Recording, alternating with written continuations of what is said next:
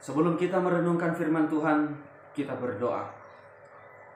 Damai sejahtera Allah yang melampaui segala akal akan memelihara hati dan pikiranmu dalam Kristus Yesus. Kita berdoa. Di saat ini Tuhan, kami mau merenungkan firman-Mu.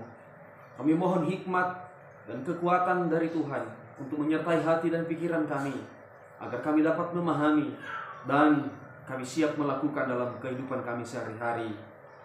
Amin. Saudara-saudari yang terkasih dalam nama Tuhan kita Yesus Kristus, firman Tuhan yang kita renungkan di siang hari ini terambil dari Yakobus pasal 5 ayat 13 sampai 18. Inilah firman Tuhan. Kalau ada seorang di antara kamu yang menderita, baiklah ia berdoa. Kalau ada seorang yang bergembira, baiklah ia menyanyi. Kalau ada seorang di antara kamu yang sakit, baiklah ia memanggil para penatua jemaat, supaya mereka mendoakan dia serta mengolesnya dengan minyak dalam nama Tuhan. Dan doa yang lahir dari iman akan menyelamatkan orang sakit itu, dan Tuhan akan membangunkan dia. Dan jika ia telah berbuat dosa, maka dosanya itu akan diampuni. Karena itu hendaklah kamu saling mengaku dosamu dan saling mendoakan supaya kamu sembuh. Doa orang yang benar, bila dengan yakin didoakan, sangat besar kuasanya. Elia adalah manusia biasa, sama seperti kita. Dan ia telah bersungguh-sungguh berdoa, supaya hujan jangan turun.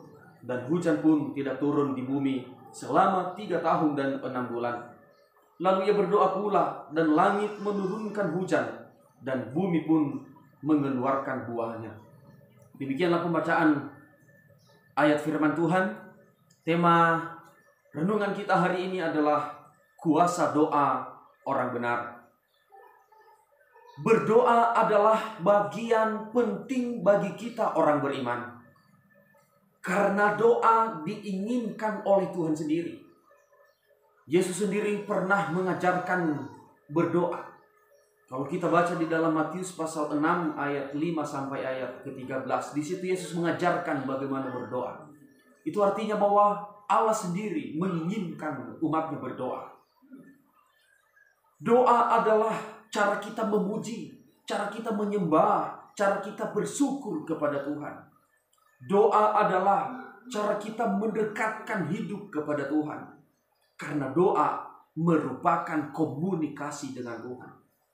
Jika sering komunikasi, maka terjadi kedekatan, terjadi keakraban. Seperti kalau kita sering komunikasi dengan teman kita, maka pertemanan kita semakin akrab.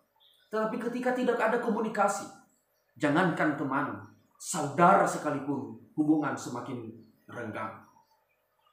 Doa adalah cara kita meminta, memohon kebutuhan kepada Tuhan. Karena itu dari firman Tuhan ini kita diajarkan, tetaplah berdoa. Jangan abaikan berdoa. Firman Tuhan di dalam 1 Tesalonika pasal 5 ayat 17 memberi kita perintah dan petunjuk, tetaplah berdoa. Di dalam Matius pasal 7 ayat 7, di situ dikatakan, mintalah maka akan diberikan kepadamu. Artinya bahwa firman Tuhan itu memberi kita petunjuk supaya kita tetap meminta, tetap berdoa kepada Tuhan. Dan di ayat firman Tuhan yang kita baca ini juga mengajarkan kita supaya tetap berdoa. Dimulai dari doa pribadi. Di ayat yang ke-13 tadi dikatakan, kalau ada seorang di antara kamu yang menderita, baiklah ia berdoa. Jika ada seorang di antara kamu, berarti itu adalah pribadi. Doa pribadi penting dalam hidup ini, saudara-saudara. Mendekatkan diri kepada Tuhan. Membawa hidup ini menjadi persembahan kepada Tuhan secara pribadi. Itu juga diinginkan oleh Tuhan. Kita lakukan itu melalui doa. Kemudian, firman Tuhan ini memberi kita petunjuk untuk tetap berdoa melalui doa kelompok. Banyak orang, di ayat yang ke-14 dikatakan, kalau ada seorang di antara kamu yang sakit, baiklah ia memanggil para penatua jemaat supaya mereka mendoakan dia. Memanggil hamba-hamba Tuhan, memanggil para penatua jemaat, memanggil para pekerja-pekerja Tuhan untuk berkumpul bersama untuk berdoa. Itu adalah petunjuk untuk berdoa, Bapak Ibu Saudara. Karena para penatua, para hamba-hamba Tuhan, para pekerja adalah perpanjangan tangan Tuhan. Ketika mereka berdoa, mereka berkumpul untuk berdoa, mendoakan sesuatu, maka terjadilah kuasa doa yang besar di doa mereka itu. Bapak Ibu Saudara-saudara, jika kita tetap berdoa, itu berarti kita tetap mengandalkan Tuhan dalam hidup kita. Jika kita tetap berdoa, berarti kita hanya bergantung sepenuhnya kepada Tuhan, mengandalkan kekuatan Tuhan dalam hidup kita. Tetapi mengabaikan berdoa berarti kita mengandalkan diri sendiri. Kita mengandalkan kekuatan sendiri. Tentu ini tidak benar di hadapan Tuhan. Ada banyak orang mengabaikan doa. Ketika bangun tidur tidak berdoa. Mau makan tidak berdoa. Mau beraktivitas tidak dimulai dengan doa. Mau bekerja tidak berdoa. Sehingga nanti tantangan-tantangan, kendala-kendala dalam hidup silih berganti terjadi. Baru nanti berdoa jika ada pergumulan hidup, pada saat jatuh sakit, ada masalah hidup, baru berdoa kepada Tuhan. Saya mau katakan, itu namanya memperalat Tuhan. Menganggap Tuhan itu hanya sebagai pesuruh, bukan menjadikan Tuhan itu sebagai raja dalam kehidupan. Satu hal penting yang harus kita pahami agar doa kita berkuasa, yaitu kita harus hidup benar di hadapan Tuhan. Di ayat yang ke-16b dikatakan, doa orang yang benar bila dengan yakin didoakan sangat besar kuasanya. Doa orang yang benar. Di dunia ini memang Bapak Ibu tidak ada orang benar. Di dunia ini tidak ada orang yang benar. Tetapi kita telah dibenarkan atas kematian Tuhan Yesus di atas kayu salib. Kita telah dibenarkan karena kita telah beriman kepada Tuhan Yesus, menerima Yesus sebagai Tuhan dan Juru Selamat dalam hidup kita, sehingga kita menjadi benar. Karena kita telah dibenarkan, karena itu saya mau katakan, jangan takut berdoa, jangan malu berdoa, jangan malu dan takut ketika dipilih disuruh berdoa. Karena kebanyakan orang ketika dia pada berdoa syafaat, dia dipilih salah satu berdoa, lalu ia berkata, saya tidak pintar berdoa, saya takut doa saya salah. Dari firman Tuhan ini dikatakan bahwa bukan soal doa benar atau salah kata-katanya yang dikehendaki oleh Tuhan, tetapi hidup yang benar itu yang diinginkan oleh Tuhan. Dalam perkataan kita, dalam sikap, dalam perbuatan, kita harus selalu hidup benar. Yang namanya orang yang telah dibenarkan, yang pastinya kita berjalan dalam kebenaran. Kita juga mau melakukan segala sesuatu dalam kebenaran. Ketika kita hidup benar, dan pada saat kita datang berdoa kepada Tuhan, disitulah terjadi doa yang penuh dengan kuasa. Yang penting ada niat berdoa, ada mau untuk berdoa. Itu yang dikehendaki oleh Tuhan kita Yesus Kristus. Itulah doa yang berkuasa. Doa harus disertai dengan iman. Di ayat yang ke-15 dikatakan, dan doa yang lahir dari iman akan menyelamatkan. Doa yang lahir dari iman. Artinya bahwa doa itu bukan sekedar perkataan, bukan sekedar keluar dari mulut, tetapi doa itu benar sungguh-sungguh dari hati kita. Doa yang disertai dengan iman artinya melibatkan Tuhan dalam doa kita itu. Ketika kita berdoa dan kita percaya bahwa ada kuasa Tuhan di situ menyertai doa kita.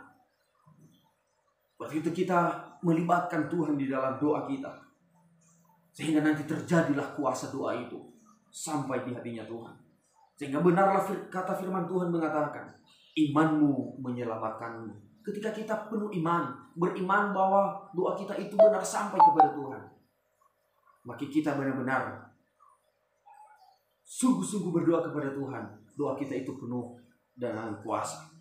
Jika hidup benar disertai dengan iman ketika berdoa kepada Tuhan, itulah doa yang berkuasa. Kuasanya adalah menyelamatkan dalam penderitaan, menguatkan dalam penderitaan.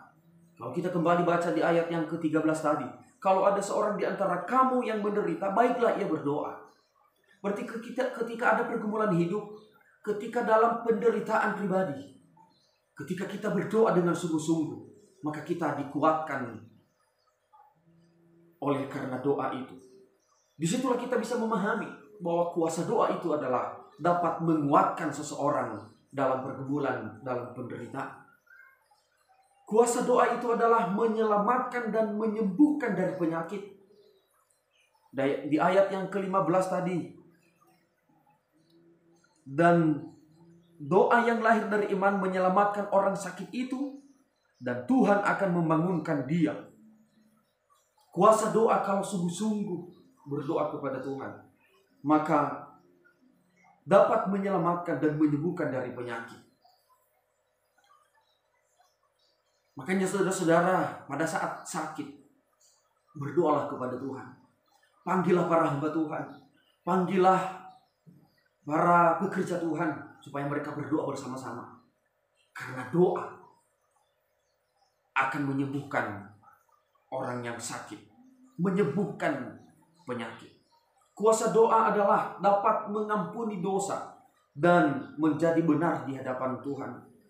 Di ayat yang ke-15 tadi, Tuhan akan membangunkan dia, dan jika ia telah berbuat dosa, maka dosanya itu akan diampuni. Ketika ada orang sakit dan kita berdoa dan dia juga sungguh-sungguh berdoa, maka dosanya diampuni oleh Tuhan, hidupnya menjadi benar kepada Tuhan, sehingga penyakitnya menjadi sembuh. Itulah kuasa doa.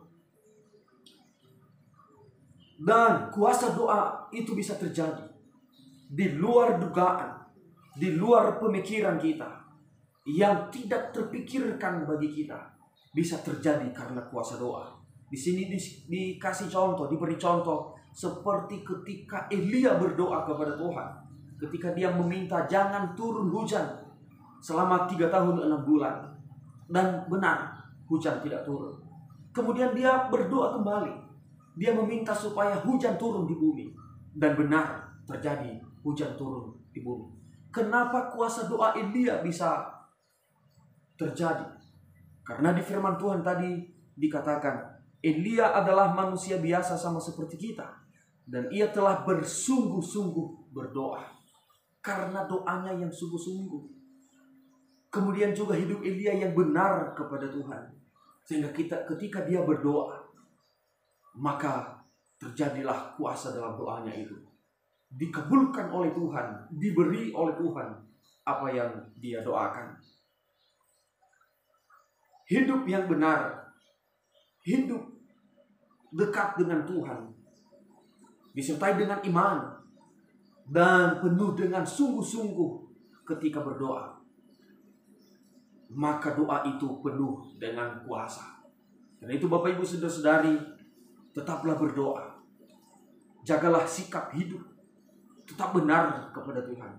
Dan ketika datang bergumul di hadapan Tuhan, jangan hanya asal-asalan, tetapi benar-benar bergumul, benar-benar sungguh-sungguh, penuh dengan iman kepada Tuhan, sampai doa kita itu dijawab oleh Tuhan.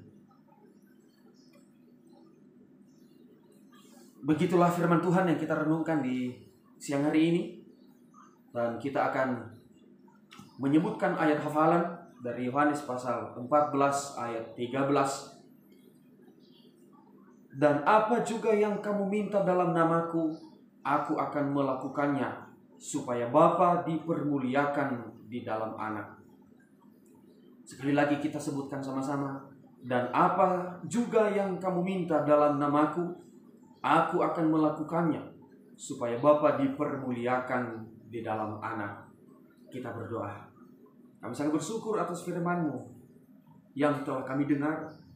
Dan biarlah itu menjadi kekuatan kami, hikmat bagi kami untuk menjalani kehidupan kami, hari-hari kami beriman kepada Tuhan. Biarlah hidup kami penuh dengan doa, dan doa yang sungguh-sungguh, doa yang penuh dengan kuasa. Dalam nama Tuhan Yesus kami berdoa. Amin.